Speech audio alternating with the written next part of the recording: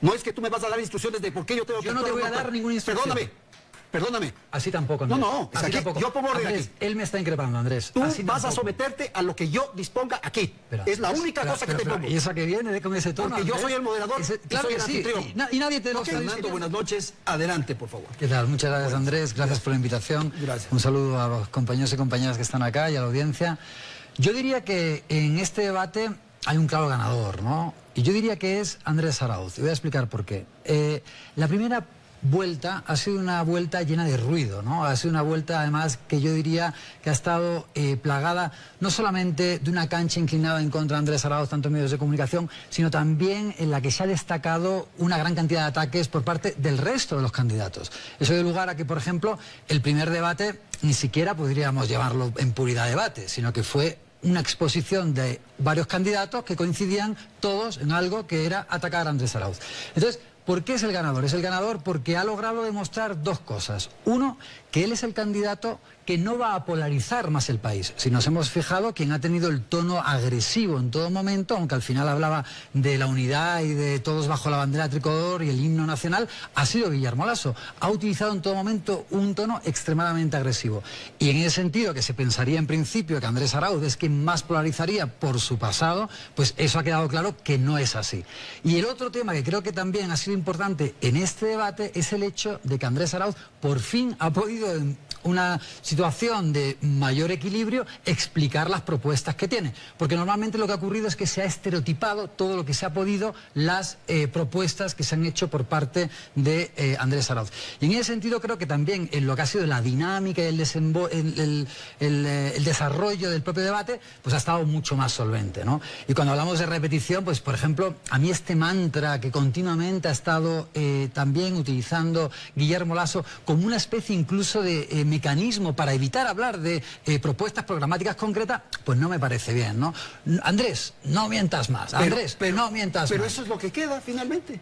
Es lo que está intentando hacer Guillermo Lasso, que sea eso lo que quede, porque de alguna manera esta es la estrategia, yo creo, de Durán Barba, un vacunado VIP, que ha sido su jefe de campaña, que ha sido quien le ha asesorado y quien utiliza normalmente ese tipo de estrategias. Estrategias que al final lo que hacen es, pues, deslucir un debate en donde en realidad tendríamos que haber hablado mucho más de economía, tendríamos que haber profundizado en muchos más temas que ahora interesan a la opinión pública ecuatoriana en una situación de franca crisis. Entonces creo que en ese sentido ha sido una guerra sucia en la que se ha pasado de la raya Guillermo Lasso. Ok, por favor. Ok, Fernando, y después voy con María Teresa. Muy bien. Sí, me alegro que también por alusiones me des a mí también la palabra. Bueno, ¿y qué tienes ahí? Esto es un... No, esto es un reloj de ajedrez. Claro, un poco para ver cómo... Y estoy bien, ¿no? Vamos más o menos, sí. El señor Ortiz se extiende bastante, pero es normal, está haciendo unos análisis. Son las estrategias de Podemos, las conozco perfectamente. Claro.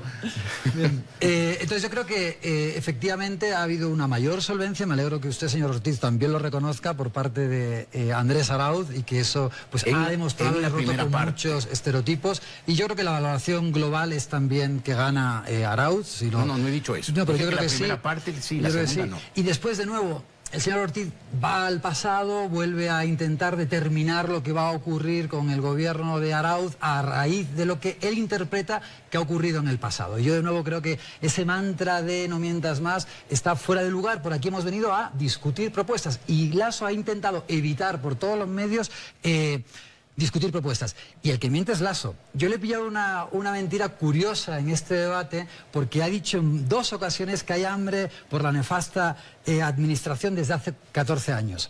En la última entrevista que usted, señor Ortiz, le hizo a Lasso, le preguntó precisamente, que me gustó mucho de hecho la pregunta que usted le hizo, que supongo que la recuerda, cuando le dice: usted, que es una persona que viene de la clase alta, que es rica, ¿usted es capaz de sentir el hambre de los ecuatorianos? ¿Es capaz de ponerse en su pellejo? Algo así dijo usted, ¿no? Le estoy parafraseando. Sí, más o menos así fue. Y entonces lo que respondió Lasso es: he estado en 3 campañas electorales, la del 2000, cito, esto es una cita, no es parafraseo, la del 2013, 2017 y esta. Y es la primera vez que he podido observar que hay hambre en el pueblo ecuatoriano. ¿Qué estaba diciendo Lasso? Pues que en el año 2013, en el año 2017, no había visto hambre, y que es ahora, en los últimos 4 años, en donde ha empezado a haber hambre, es decir, donde hay una situación nefasta. Y yo sí coincido con la lectura que hace Arauz, en el sentido de que es el gobierno de Moreno el que nos lleva a la situación catastrófica actual porque adopta el programa electoral de Creo desde el principio y que ha habido ciertamente un cogobierno para sacar adelante las peores medidas que se han hecho en el país y las peores leyes, que son las que nos están en esta situación económica desastrosa. Entonces, es interesante ver que no puedes decir que fue desde el principio. Si el principio era el gabinete que dejó Correa. Estaba Carlos de la Torre de ministro de Economía. Desde que me echan a mí de hora 25. No, por eso. Vale, entonces desde agosto del año 2018 que me echan a mí de hora 25, ahí hay un viraje, incluso antes, había sido antes. Yo creo que en realidad, desde que también empieza el montaje o todo el proceso en contra de Jorge Glass, ahí también estábamos viendo ya ese cisma. Gracias. Y esa María Teresa. Creo que se tocó, y sí creo que fue muy enfático también Andrés Arauz en hablar de una justicia independiente. Yo creo que dar por hecho de que él estaba como viendo el Estado como un todo, haciendo alusión de alguna manera, María Teresa, a que no hay diferenciación de funciones, creo que no es así, ¿eh? Creo que, de hecho, ha sido muy enfático en verdaderamente apoyar y apuntalar una justicia independiente. Que hace falta, es una deuda pendiente ahora y antes, ¿no? Además, a mí me preocupa mucho en lo personal también cómo se han personalizado muchos de los procesos judiciales acá en el Ecuador y cómo se ha utilizado también como arma arrojadiza la corrupción y cómo también se ha dado por sentado que el correísmo se dedicó a destruir la justicia, y no es cierto. Y el caso es que ahora nos estamos encontrando con que cada vez que los casos judiciales salen al exterior son impugnados por la propia Interpol. Interpol hasta ahora ha rechazado 7 alarmas internacionales, 7 alarmas rojas en contra de Correa, en contra de Patiño, en contra de los hermanos Alvarado, en contra de Walter Solís, en contra de Carlos Ochoa. Es decir, creo que es también importante analizar cómo actualmente hay una politización muy grave de la justicia que no resiste un pequeño análisis en el exterior, como además la propia Interpol lo justifica hablando de que se está violando su estatuto, el artículo 2 de la Interpol, que habla de que no se debe de violar la Declaración Universal de los Derechos Humanos, lo dice literalmente el artículo 3, que no se puede entrar en causas de carácter político, y en base a esos 2 artículos ha rechazado todas esas causas, y desde luego que lo que hace falta es que la justicia sea independiente. Y de nuevo, yo creo que es una gran preocupación de Andrés Arauz, y dar por sentado ese estereotipo de que Andrés Arauz le va a meter mano a la justicia, creo que es especular algo que no se ha dicho en el debate y algo que no podemos derivar. Pero a lo mejor mucha gente ya no vio esa parte. Fernando. Bueno, yo voy a seguir, pese al tono, que ha sido un poco fuera de lugar, que por cierto además me hizo que se me olvidara una contestación al señor Ortiz en temas de lo que fue también esa gran riqueza que se obtuvo con los precios del petróleo, ¿no? Y es verdad que no se redujo la pobreza hasta entonces en 200 años de vida republicana, como se hizo durante esa década, igual con la reducción de la desigualdad, el acceso a la educación, a la salud y otros muchísimos derechos que se adquirieron, ¿no? Y creo que estamos hablando un poco en términos muy generales, pero no estamos abordando los contenidos de los que se ha hablado. Y yo discrepo en algunas cosas también con lo que ha dicho María Teresa. Yo creo que, por ejemplo, no habló Arauz de encerrar la economía, al contrario, él habló de que por qué solamente vamos a hacer una especie de liberalismo bobo, ¿no? Sino que habría que ver qué es lo que realmente le interesa al Ecuador, abriendo el Ecuador al mundo de las distintas tendencias sin ideologizarlas, ¿no? Eso es un poco lo que yo obtengo de ahí. Algo que también me sorprendió de manera negativa de las intervenciones de Lasso era precisamente que no ha abordado la equidad de género, aunque se le han hecho además un par de preguntas muy directas en este sentido. Y de nuevo también una serie de contradicciones, que yo creo que es importante también señalarlas en cuanto a ciertas propuestas. Veamos, por ejemplo, la educación. En temas de educación, por un lado, Lasso nos habla de eliminar el examen de acceso a la universidad, pero al mismo tiempo después reconoce que hay una contradicción en cuanto a la cantidad de posibilidad, la infraestructura instalada en cuanto a los cupos que ofrece la universidad, que son la mitad de las personas que tratan de llegar a la universidad. Por lo tanto, esa es una oferta muy demagógica por parte de Lasso y también irrealizable. Y creo que ahí, por ejemplo, también es mucho más interesante lo que ofrece Andrés Arauz. Andrés Arauz nos habla de un programa nacional de nivelación, de ir ampliando a través de cuotas la oferta académica, de llevar a cabo también una garantización del Internet como derecho humano, y es así como sí se va a conseguir finalmente, a lo largo de un progreso, el 1,5 millones de estudiantes universitarios para que se universalice la educación. Entonces yo creo que es importante también interpelar este tipo de propuestas que son falaces y engañosas en muchos casos y que normalmente parece que pasaran desapercibidos.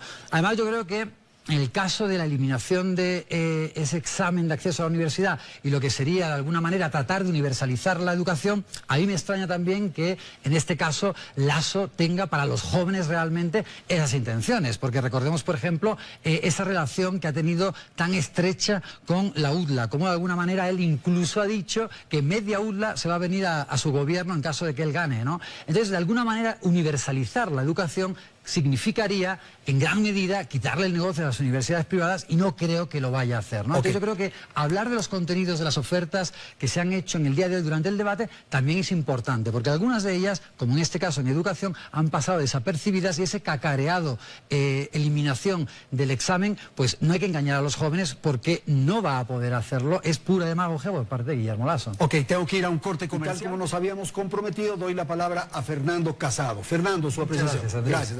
A ver, aquí en el off de cámara, justamente cuando estábamos en el intermedio, usted ha dicho, si hubiera sabido que eras un correísta tan fanático, no habría aceptado la invitación. No sí, me gustan porque los ustedes son muy correístas. cínicos. Y además, son muy fanáticos y mienten mucho. Está usted insultando, está usted... Ese es el problema, así no vamos a acabar con la polarización. Y así son personas como usted que son lasistas.